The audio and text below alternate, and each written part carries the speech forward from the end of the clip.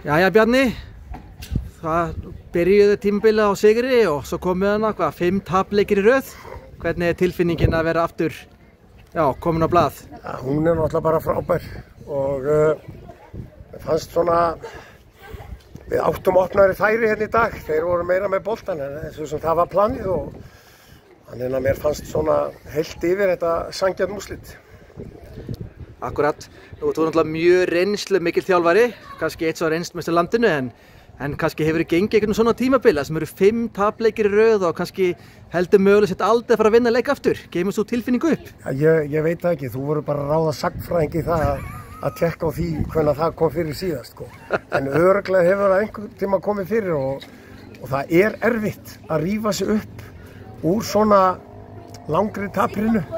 Og þess vegna er ég ekstra ánægður með drengina mín í dag og bara frábært og fengum náttúrulega fleiri færi en þessi 2 sem við gerum mörkin úr en það hefur náttúrulega líka verið í fyrri leikjunum að munurinn á því núna og hinum leikjunum sá að við skoruðum mörk í dag þess að maður er frábært og héldum hreinu. Einmitt, og náttúrulega ekkert leyndarmála þegar við erum vandræðum að skora mörk, bara 4 mörkin af fyrstu 6 leikjunum. Og svo séum maður leikið eins og núna í dag og það velta fyrir mig sér hvernig þetta gerist. Já, við fengum óvinnu fá færi í dag með við hinna leikina.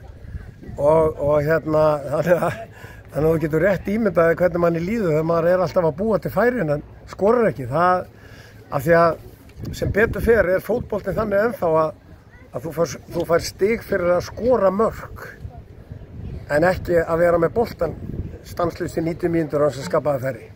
Það eru svona lokum, hvernig fannst þið frammistaðan hans hérna Frostein í dag?